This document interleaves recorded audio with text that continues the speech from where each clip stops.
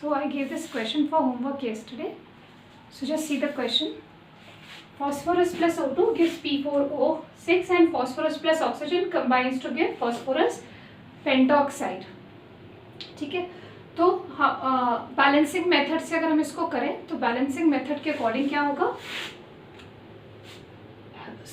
Balanced equation में जो stoichiometric coefficients है that is 1 phosphorus combines with 3 O2 to give 1 mole of P4O6. Similarly अगर हम इसके x मोल्स लें फॉस्फोरस के, तो x मोल्स फॉस्फोरस का 3 टाइम्स है ना, 1 अगर 3 से कंबाइन कर रहा है तो x moles 3x moles of oxygen से कंबाइन करेंगे और x मोल्स ऑफ P4O6 बनेगा. फिर ये फर्स्ट इक्वेशन है. In the second reaction phosphorus combines with oxygen to form phosphorus pentoxide. तो जब इस रिएक्शन को बैलेंस किया तो हमारे पास स्टोइकोमेट्रिक कोफिशिएंट्स क्या आ रहे हैं. The stoichiometric coefficients are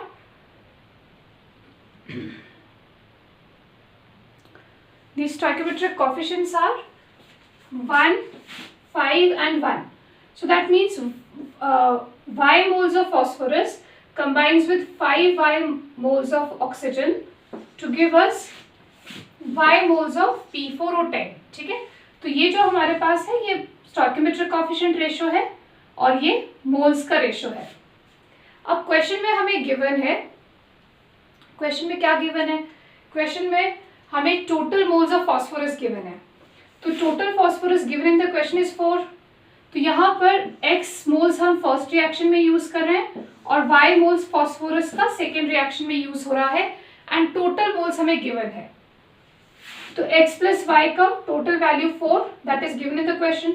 similarly total moles of oxygen is also given in the question. तो फर्स्ट रिएक्शन में 3x मोल्स यूज हुए, सेकेंड में 5y यूज हो रहा है. तो 3x प्लस 5y का जब टोटल करेंगे तो टोटल मोल्स ऑफ ऑक्सीजन हमें क्वेश्चन में गिवन है 14. तो हम ये इक्वेट कर सकते हैं. तो इस तरह से दो इक्वेशंस बन गई. ठीक है, इनको सॉल्व करेंगे लीनियर इक्वेशंस को और हमारे पास x और y की वैल्यू यहाँ से आ जाएगी. सो x is 3 and y is 1.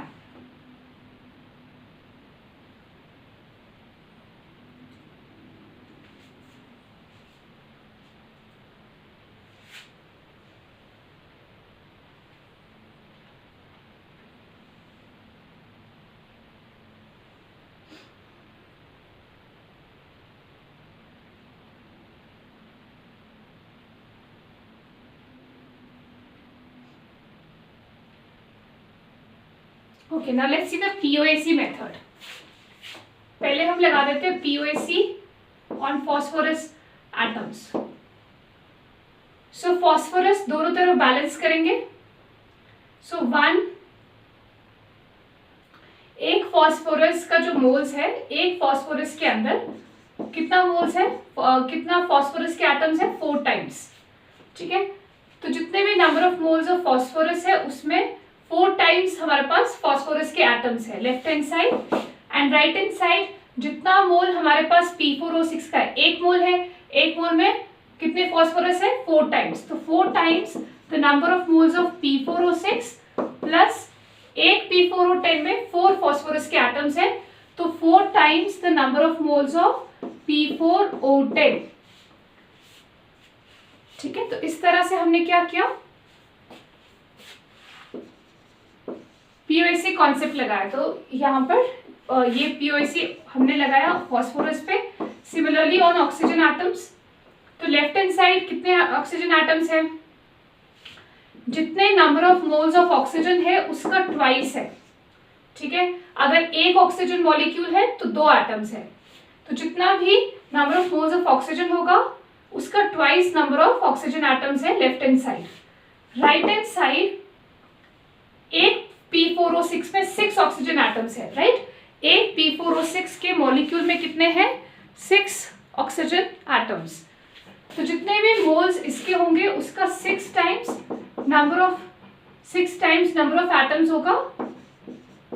ठीक है, जितने भी मोल्स P4O6 के हैं उसका 6 टाइम्स ऑक्सीजन के एटम्स होंगे प्लस एक एक P4O10 में 10 ऑक्सीजन एटम्स है, तो जितना भी नंबर ऑफ मोल्स P4O10 का है उसका 10 टाइम्स हमारे पास ऑक्सीजन एटम्स है राइट हैंड साइड। तो इस तरह से हमने POAC कॉन्सेप्ट लगाया। Number of moles of phosphorus is given in the question, that is 4. Number of moles of oxygen is given in the question, 14. Number of moles of P4O6 हम X assume कर लेंगे, ठीक है, और number of moles of P4O10 हम Y assume कर लेंगे। So हमारे पास दो equations बन जाएगी। फर्स्ट वाले पार्ट से 4 into 4 16 is equal to 4x plus 4y, 4x plus 4y, this is equation number 1. Second part से ऑक्सीजन वाले पार्ट से 14 into 2 that is 28, 6 into x plus 10 into y, this is the equation from the second part, ठीक है। तो POAC concept लगाकर भी हम ऐसे इक्वेशंस बना सकते हैं और फिर इन इक्वेशंस को सॉल्व करेंगे तो you should get the same answer, x3 and y1, ठीक है।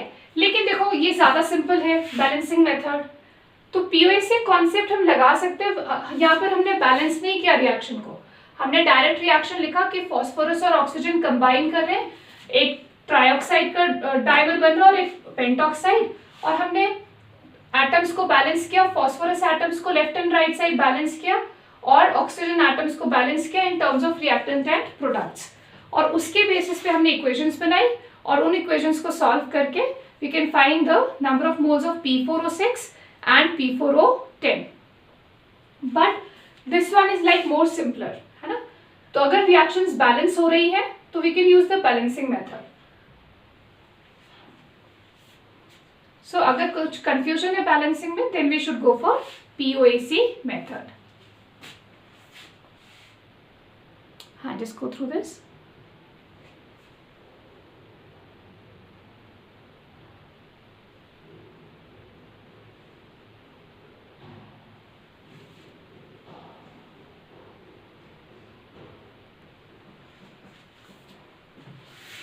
First, now we will do the laws of chemical combination. So I hope this is clear.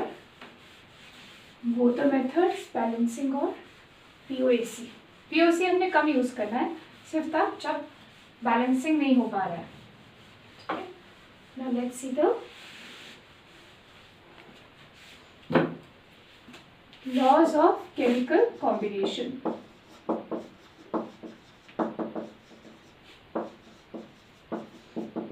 So जो केमिकल रिएक्शंस है, they follow certain laws, ठीक है।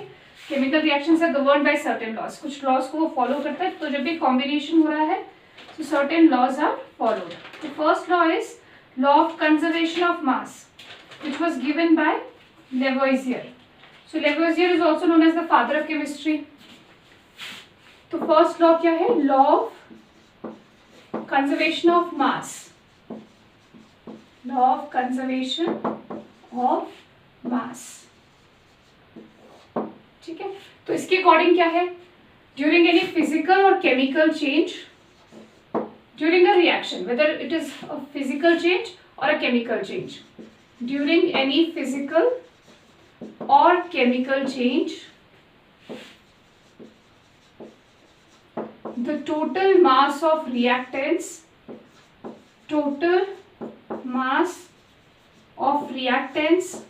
is equal to total mass of products, ठीक है। अभी हमने प्रिंसिपल ऑफ एटम कंजर्वेशन किया, क्योंकि एटम्स कंजर्व्ड है तो मास भी क्या होगा? कंजर्व्ड रहेगा। So total mass of reactants is equal to total mass of products. Whether it is a physical change, physical change में क्या होता है? कोई न्यू कंपाउंड नहीं बनता है, ठीक है। Just the forces between the molecules change, solid से लिक्विड में, लिक्विड से गैस, स्टेट का चेंज होता है, लेकिन जो मॉलिक्यूल है उसमें उसका जो कॉम्पोजिशन है उसमें कोई चेंज नहीं आता। जैसे physical change will be water solid changing to water liquid, ठीक है। तो जो 1 मोल वाटर का मास है वो 1 मोल वाटर का मास इस तरफ भी सेम ही रहेगा, सिर्फ सॉलिड से वो लिक्विड में गया, तो यहाँ पर कोई न्यू केमिकल कंपाउंड नहीं बन रहा है। So this is physical change. जो मॉलिक्यूल का कॉम्पोजिशन है वो एकदम सेम रहता है ड्यूरिंग एनी फिजिकल चेंज, ठीक है, and total masses also remain the same. Similarly, during any chemical change, like calcium carbonate decomposes into calcium oxide plus CO2. So we can see यहाँ पर molecule का composition different है, यहाँ पर different है। तो जब भी कोई न्यू कंपाउंड बन रहा है तो हम उसको क्या बोलेंगे, chemical change. So chemical change जब हो रहा है तब भी, क्योंकि atoms on the left hand side and atoms on the right hand side are same, the total masses of all the atoms or the molecules on the left hand side will be equal to total masses of the atoms on the right hand side. So mass क्या रहेगा, conserved रहेगा, ठीक है। So this is basically mass conservation. Now the exception is this law is not applicable to nuclear reactions. Nuclear reactions में क्या होता है, some mass converts into energy, ठीक है। According to Einstein equation, E equals to mc square, this conversion of energy, mass into energy, ठीक है। So during the nuclear reactions, whether fusion or fusion, कुछ mass energy में convert हो जाता है, तो total masses of reactants are not equal to total masses of products. तो उस केस में reaction को this law is modified, तो वहां पर क्या हो जाता है, law in case of nuclear reactions total masses and energy, energy is also considered, total masses and energy of reactants is equal to total masses and energy of products, ठीक है। तो यहाँ पर मास प्लस एनर्जी फिर हम use करते हैं in case of nuclear reactions,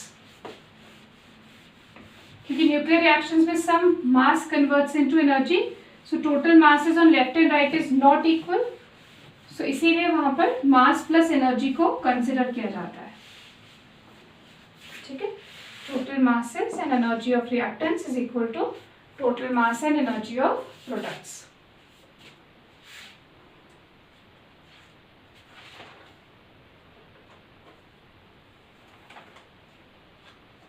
Okay. What is the second law? So this is your first law.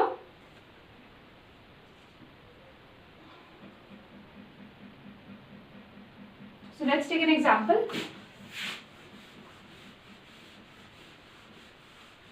Suppose, I'm just assuming, X grams of a hydrocarbon on combustion gave Y grams of CO2 and Z grams of water. See, hydrocarbon जो होता है उसका combustion जब भी करेंगे तो CO2 and water ही बनता है प्रोडक्ट, ठीक है ना। सो X grams of a hydrocarbon on combustion, complete combustion, X grams of hydrocarbon on complete combustion gave Y grams of CO2 and Z grams of water. So find the amount of oxygen. Find the amount of oxygen used. Find the amount of oxygen required for combustion. Used for combustion. Find the amount of oxygen required for the combustion process.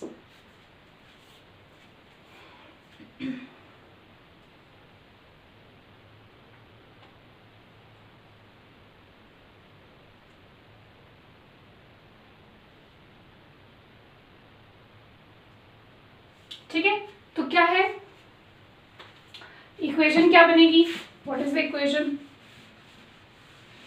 Hydrocarbon है तो carbon और hydrogen का कोई compound है, ठीक है, CXHY।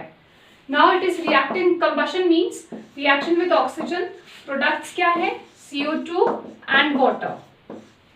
Now the mass of hydrocarbon is given as X grams, mass of CO2 is given as Y grams, and that of water is given as Z grams. हमें क्या find करना है? Mass of oxygen. सो हम क्या करेंगे? Conservation of मास का concept लगाएंगे. So according to the law of conservation of mass, total masses of reactants should be equal to total masses of products. So from there, अगर हमें जो भी values x, y, z की दिया है, वहाँ से हम find कर सकते हैं the amount of oxygen. ठीक है? So x plus mass of oxygen is equal to y plus z. According to the law of conservation of mass, total mass on left hand side should be equal to total mass on right hand side. So mass of oxygen will be y plus z. इसको plus करेंगे minus x. और अगर आपको number of moles पूछा है, number of moles of oxygen, this is the mass obtained. y plus z minus x क्या है? मास. और टोटल मास, मोलर मास क्या होता है ऑक्सीजन का? 32. सो अगर हम 32 से डिवाइड करेंगे, so we can find the number of moles of oxygen. ठीक है? सो मास कंजर्वेशन के according total mass on left hand side should be equal to total mass on the right hand side. So equate किया, mass निकाला, फिर मास को molar mass से divide किया, तो नंबर ऑफ मोल्स भी फाइंड कर सकते हैं.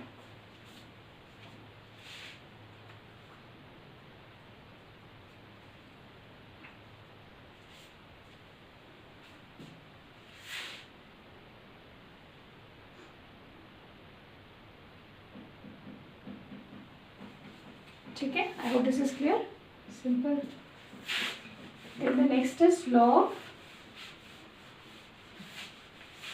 constant composition or definite proportions. Law of constant composition or definite proportions. जो एक कंपाउंड होता है, for example we have a compound like H2O obtain from different sources, है ना. वाटर बहुत सारे रिएक्शंस में बनता है. H2 plus O2 gives water, then dehydration of certain compounds gives you water, right? So water is produced in so many reactions. अब water from different sources अगर हम उसको स्टडी करते हैं तो उसका जो 1 मोल है, 1 मॉलिक्यूल आप ले लो, सो उसमें कितने एटम्स हैं?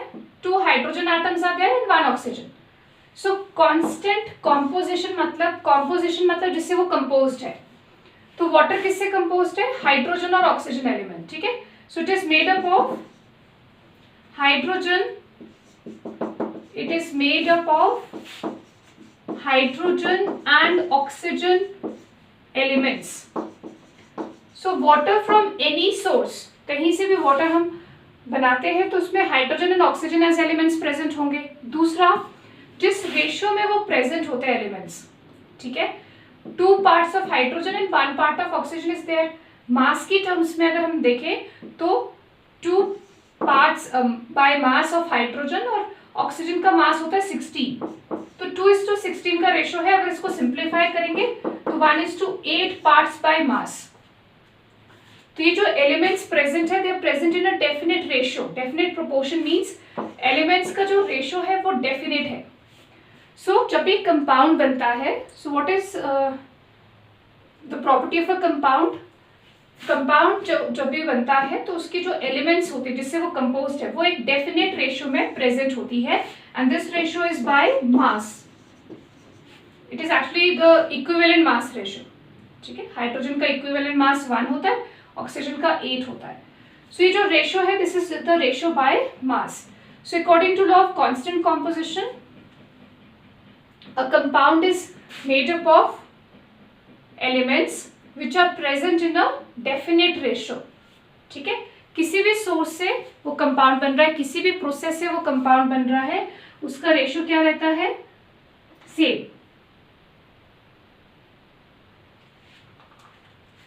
ठीक है? So for a compound the ratio of elements, for a compound the ratio of elements present is always the same,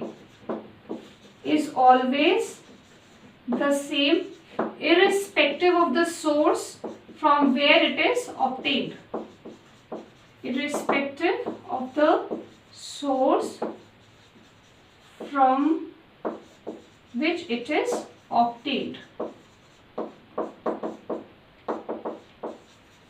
ठीक है, the elements are always present in a definite proportion by mass.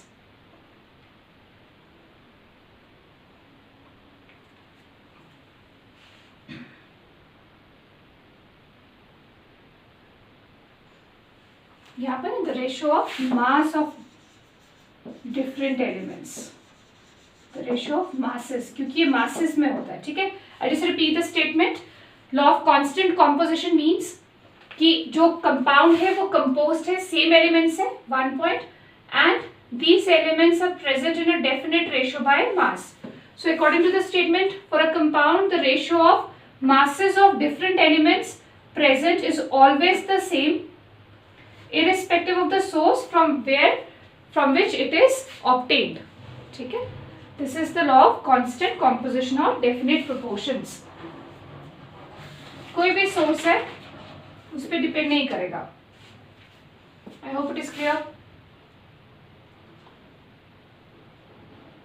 अच्छा, इसका थोड़ा सा limitation है. Limitation is in case of isotopes. If I take an isotope तो ratio vary करेगी. अब ऑक्सीजन का आइसोटोप होता है ऑक्सीजन 16, 17, 18. ठीक है, तो सपोज अगर नॉर्मली यहाँ पर जो हमने आइसोटोप लिया था वो 16 वाला था. Now if I take the 18 isotope तो मास रेशियो क्या हो जाएगा, 2:2. अगर ऑक्सीजन का हमने 18 आइसोटोप लिया है जिसका मास 18 है तो यहाँ पर 2:18 का रेशियो हो जाएगा. So that will give me 1:9. पहले जो रेशियो था वो 1:8 था. सो रेशियो में very in case of isotopes. ठीक है, तो इसकी थोड़ी सी लिमिटेशन है कि आइसोटोप्स में रेशियो चेंज हो जाएगा, वहां एप्लीकेबल नहीं रहेगा. और दूसरा लिमिटेशन है, the other limitation is in case of isomers.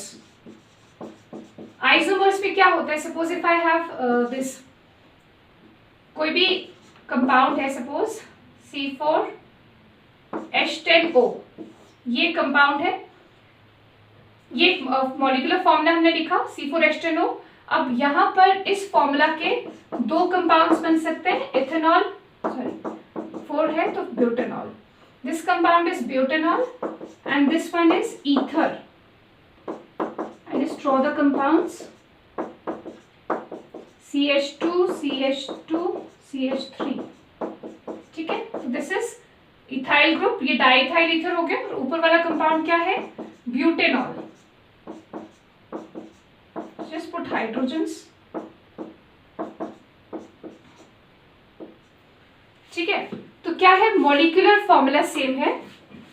तो molecular formula is same. See the molecular formula is same तो क्या होगा, मास भी सेम आएगा. Carbon to hydrogen to oxygen का जो रेशियो आएगा that will be same for both the compounds, but the compounds are different. One carbon is butanol and the other is diethyl ether. So दोनों का molecular formula, isomers की property क्या होती है, उनके मॉलिक्यूलर फॉर्मूला सेम होते हैं but structurally they are different. So यहाँ पर functional group अलग है. So these are two different compounds but having the same ratio of atoms. ठीक है, so यहाँ पर ratio same है but compounds different है. तो ऐसा भी possibility हो सकता है कि एक compound के लिए दो different compounds के लिए same ratio हो. ठीक है, जैसे कि isomers के केस में होता है. समझ आ रही है बात? ठीक है, अगर आप इसका मासेस निकालोगे like 12 into 4, 48, hydrogen 10, oxygen 60, you simplify it. This same ratio is used for butanol, the same ratio is used for diethyl ether. So two different compounds having the same ratio of their atoms. So that is also possible. अच्छा, फिर कुछ compounds होते हैं non stoichiometric. Non stoichiometric compounds में जो ratio होता है वो वेरी करता है. Non stoichiometric compounds. ठीक है, so suppose if I have CuO, copper oxide, so ratio क्या है, 1:1 रेशियो है एटम्स का, है ना. तो बाय मास भी देख सकते हैं. बट कॉपर में exist in +1 state, copper +1 state भी एग्जिस्ट करता है, +2 स्टेट में भी. So sometimes the elements get oxidized, है ना, जैसे आपने देखा है फेरस होता है वो फेरिक में ऑक्सीडाइज हो जाता है. सो जो रेशियो होता है एलिमेंट्स का वो वेरी करता है. अब यहाँ पर कॉपर टू ऑक्सीजन 1:1 रेशियो में है और यहाँ पर 2:1 रेशियो में है. So such compounds are called as non-stoichiometric compounds and the ratio may not be the same. समझ आ रहा है? कॉपर +1 स्टेट में है, oxygen -2. So when you cross multiply you get this formula. And when I take copper +2 state, oxygen -2, तो simplify करके 1:1 ratio में present है. सो some times क्या होता है, कॉपर +1 स्टेट में था और वो ऑक्सीडाइज हो गया +2 में. ठीक है, कुछ कॉपर आयंस ऑक्सीडाइज हो गए, तो वो जो रेशियो हम एक्सपेक्ट कर रहे थे वो नहीं होगा. द रेशियो में वेरी. ऐसे कंपाउंड्स में ये डेफिनेट प्रोपोर्शंस का जो लॉ है वो एप्लीकेबल नहीं है. So 3 cases. One is in case of isotopes, second in case of isomers, third in case of non-stoichiometric compounds. The law of definite proportions is not applicable.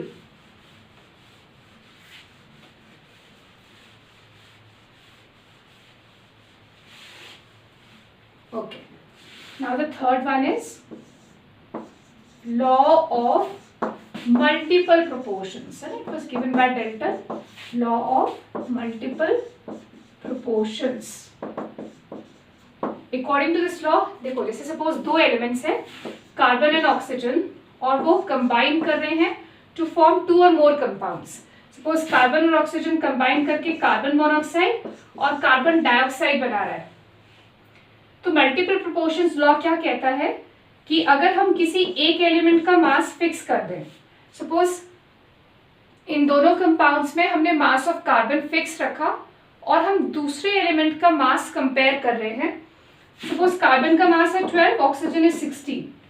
Carbon is 12, oxygen के 2 atoms हैं, so 32. So keeping the mass of one of the elements fixed, we compare the masses of the other element. So if I compare the mass of oxygen in these 2 compounds, तो क्या आ रहा है? 16:32, that is 1:2. So it is present in a simple whole number ratio. This is your law of multiple proportion. क्या है? I'll just repeat. 2 elements combine कर रही हैं to form 2 or more compounds. In compounds में अगर हम किसी एक एलिमेंट का मास फिक्स करें और दूसरी एलिमेंट का मास कंपेयर करें, तो ये जो दूसरी एलिमेंट है जिसका मास हम कंपेयर कर रहे हैं, उसका जो मास का रेशो होगा 2 डिफरेंट कंपाउंड्स में, that is a simple whole number ratio. ठीक है, सो ऑक्सीजन का mass in the first compound, oxygen का mass in the second compound, if you compare that is present in a simple whole number ratio.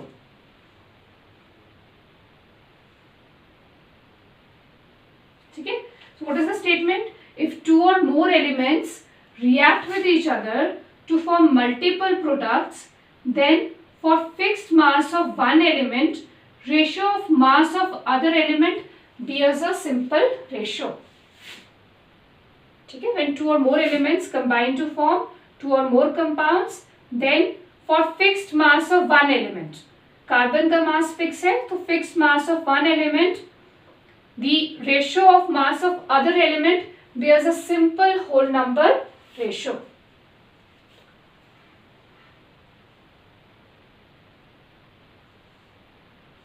ठीक है, this is the statement of the law of multiple proportion. Now let's see one more example. Multiple proportions का, particularly nitrogen के oxides. See, nitrogen has so many oxides. Nitrogen forms +1 state में nitrogen बनाता है N2O, +2 state में NO, +3 state में N2O3, +4 state में N2O5, +5 state में N2O4 and then N2O5. ठीक है, सो +1 to +5 स्टेट में नाइट्रोजन ये 5 ऑक्साइड्स बनाता है. अब देखो 2 ही एलिमेंट्स है, nitrogen and oxygen. So 2 elements they react to form so many compounds. अब किसी एक एलिमेंट का मास हमने फिक्स करना है। सपोज हमने नाइट्रोजन का मास फिक्स कर लिया। नाइट्रोजन का मास यहाँ पर है 14 into 2 28. So let's see the ratio. 28 is to 16. Nitrogen का मास 14 है, oxygen 16. Nitrogen 28 is to 16 into 3 48. 28 is to 16 into 4 64. 28 is to 16 into 5 80. ठीक है।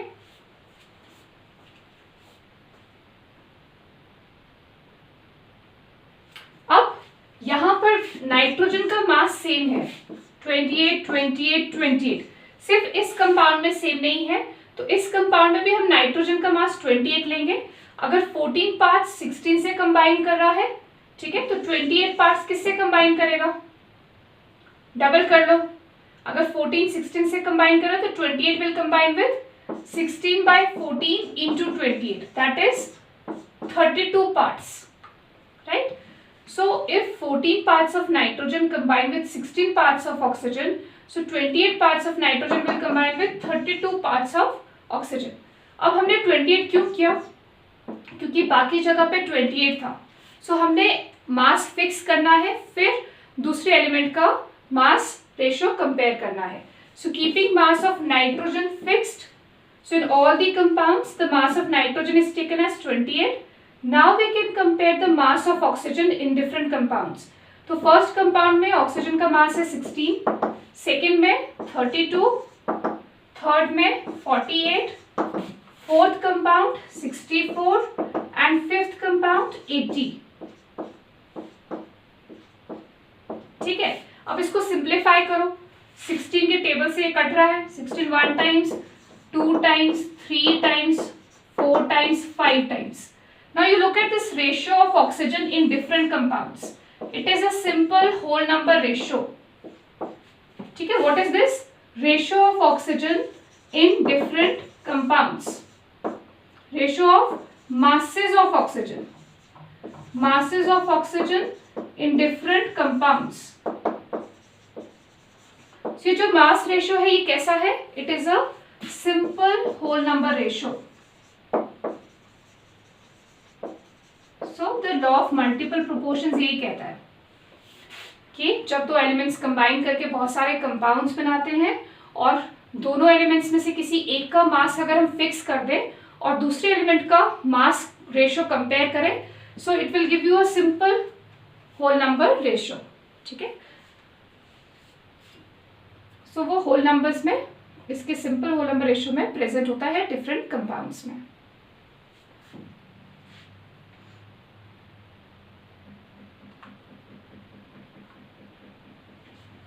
Okay, now let's see the next law. Next is law of reciprocal proportion. तो इसमें आपको बस ये पूछ सकते हैं, they'll give you different oxides and they'll ask you what is the ratio of oxygen by mass, है ना? तो you can give this ratio. पहले एक एलिमेंट का मास फिक्स किया, फिर दूसरा एलिमेंट का मास कंपेयर किया।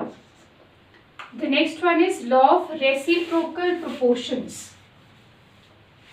The next is law of reciprocal proportions.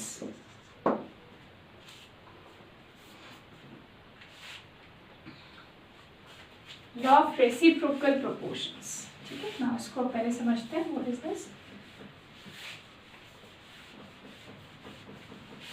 Just you should remember the statements, है ना? यहाँ से कोई बहुत ज़्यादा questions नहीं आते, but basics.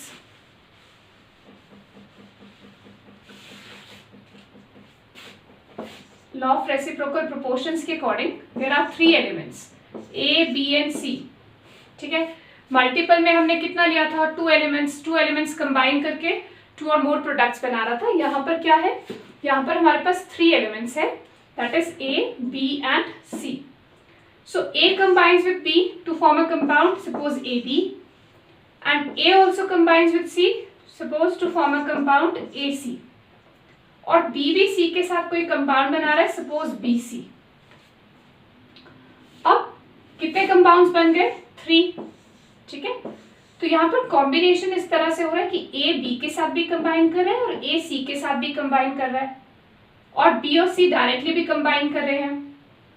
अब यहाँ पर ये जो थर्ड एलिमेंट है ए, इसका मास हम अगर फिक्स कर दें और हम बी सी को कंपेयर करें, जैसे हमने अभी मल्टीपल में किया था, keeping the mass of one of the element fix we compare the mass of the other, तो यहाँ पर हम मास बी सी का कंपेयर कर रहे हैं। सो बी सी का मास हमने कंपेयर किया इन दो कंपाउंड्स में, ए बी और ए सी में, ठीक है। और बी सी का हमने मास रेशो यहाँ पर देखा। ये जो यहाँ पर मास रेशो आता है जब बी और सी डायरेक्टली कंबाइन कर रहे हैं, और जो यहाँ बी और सी का रेशो आता है इन दो कंपाउंड्स में, वो या तो सेम होगा या नियरली सेम होता है। सो यहाँ पर बी और सी डायरेक्टली कंबाइन कर रहे हैं, तब हम मास रेशो देखेंगे, और इनडायरेक्टली टू डिफरेंट कंपाउंड्स में keeping the mass of the second element fixed we compare the B C ratio, this to B C ratio, जब वो इनडायरेक्टली प्रेजेंट है एक डिफरेंट कंपाउंड में और जब वो डायरेक्टली कंबाइन कर रहे हैं, तब ये जो रेशोज है इनको हम कंपेयर करते हैं। And these ratios are generally same और नियरली सेम, ठीक है। या तो बिल्कुल सेम होंगे या फिर मल्टीपल्स में होंगे या फिर नियरली सेम हो सकते हैं। Let's take an example.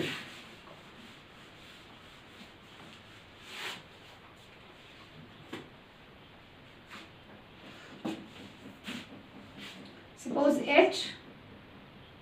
HCO, ठीक है, carbon hydrogen, hydrogen oxygen, carbon oxygen. So carbon hydrogen का कोई कंपाउंड जैसे CH4 हो गया, और हाइड्रोजन ऑक्सीजन का compound suppose we take H2O, ठीक है। फिर कार्बन ऑक्सीजन का कंपाउंड सपोज CO ले लिया। तो यहाँ पर 3 डिफरेंट एलिमेंट्स है और वो कंबाइन कर रही है, हाइड्रोजन कार्बन के साथ मीथेन बना रहा है और हाइड्रोजन ऑक्सीजन के साथ वाटर बना रहा है, ठीक है। फिर कार्बन ऑक्सीजन के साथ CO बना रहा है। अब हम क्या करेंगे, किसी भी एक एलिमेंट का मास फिक्स कर देंगे। सपोज हमने हाइड्रोजन का मास फिक्स कर दिया और कार्बन और ऑक्सीजन के मासेस को कंपेयर करेंगे, ठीक है, ठीक है। Keeping mass of one of the elements fixed, I am taking CO2, most stable compound है CO2, we can take CO also. अभी देखो carbon 4 parts of hydrogen combine with 12 parts of carbon, तो ratio क्या है 12:4। यहाँ पर 2 parts of hydrogen combine with 16 parts of oxygen. Now in order to compare carbon and oxygen, hydrogen के parts must be same. यहाँ पर hydrogen के 4 parts हैं, यहाँ पर कितने हैं 2, तो हम दोनों को सेम कर लेंगे। अगर 2 पार्ट 16 से कंबाइन कर रहा है तो 4 पार्ट किससे कंबाइन करेगा 32 से, ठीक है। सो यहाँ पर 4 पार्ट्स किससे कंबाइन कर रहा है 12 से। अब दोनों जगह पे हाइड्रोजन का मास क्या है 4 सेम है। Now keeping the mass of hydrogen same, now I will compare carbon and oxygen. तो कार्बन का मास यहाँ 12 है, यहाँ 32 है, तो रेशियो क्या है कार्बन ऑक्सीजन का 12:32। This ratio is present in these 2 compounds. अब जब कार्बन और ऑक्सीजन डायरेक्टली प्रेजेंट है, डायरेक्टली कंबाइन कर रहे हैं, तब उनका रेशियो क्या आ रहा है, कार्बन का मास 12 है और ऑक्सीजन का 16 × 2 32। Again we have 12:32, you can simplify it. So again the ratio is same, 12:32 यहाँ पर था और 12:32 तब है जब वो डायरेक्टली कंबाइन कर रहे हैं। So the ratios are same. This is the concept of reciprocal proportions, कि जब 2 एलिमेंट्स डायरेक्टली कंबाइन करते हैं तब जो उनका मास रेशियो है, और जब वो इनडायरेक्टली किसी थर्ड एलिमेंट से कंबाइन करते हैं, keeping the mass of third element fixed, then also the mass ratios either they are same or they are in multiples. I'll just go through.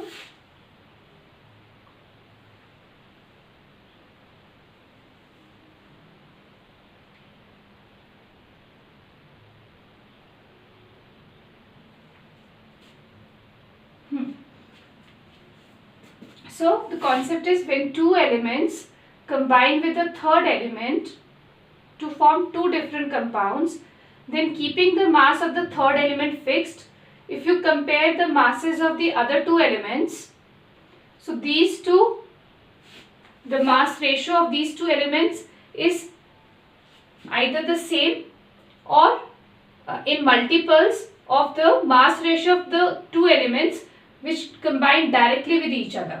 ठीक है, तो जब हम दो एलिमेंट्स ले रहे हैं, ये दो एलिमेंट्स थर्ड एलिमेंट के फिक्स्ड मास से कंबाइन कर रहे हैं, तब जो उनका रेशो है, और जब वो दो एलिमेंट्स डायरेक्टली कंबाइन करते हैं तब जो उनका रेशो है, दैट इज आइदर सेम और इन मल्टीपल्स, है ना, integral multiple. Yes, is this clear? Reciprocal proportions.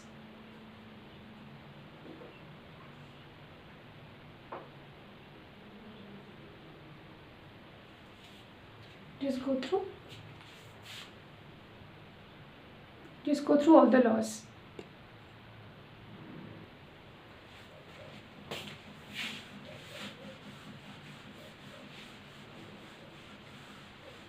Suppose if I take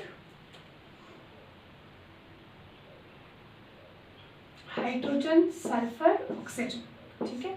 So we have these three compounds, hydrogen sulfur का H2S, hydrogen oxygen H2O2 and sulfur oxygen SO2. So just apply the law. Tell me the ratio. So you get किसी भी out of the three elements किसी भी एक element का मास आप fix कर सकते हो. जरूरी नहीं कि हाइड्रोजन टॉप पे तो हाइड्रोजन ही फिक्स करना है. Out of the three elements you can take the mass of any of the elements fix कर दिया, और बाकी दो एलिमेंट्स के फिर मास रेशो को कंपेयर करना है. So just compare and tell me the mass ratio of any two elements keeping the mass of third element fixed.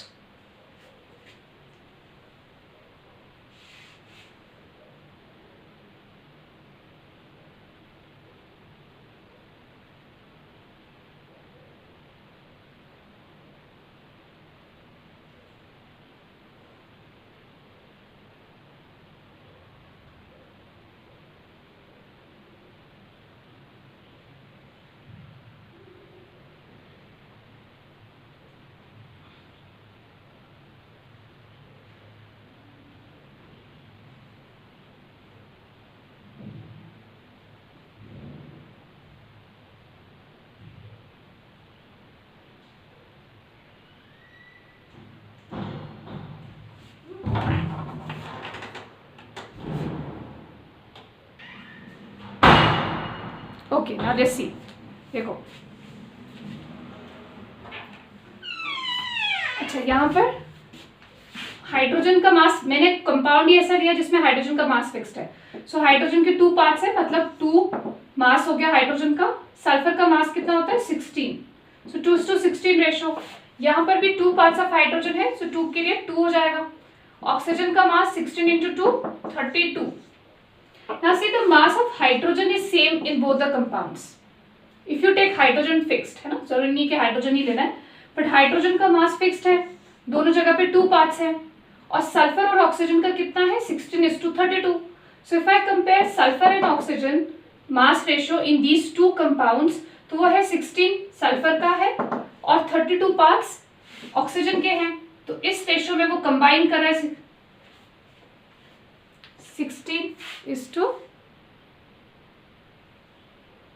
अच्छा हाँ सॉरी 32. हाँ, सल्फर इज 32. सल्फर का 60 नहीं है, सल्फर का 32 है मास.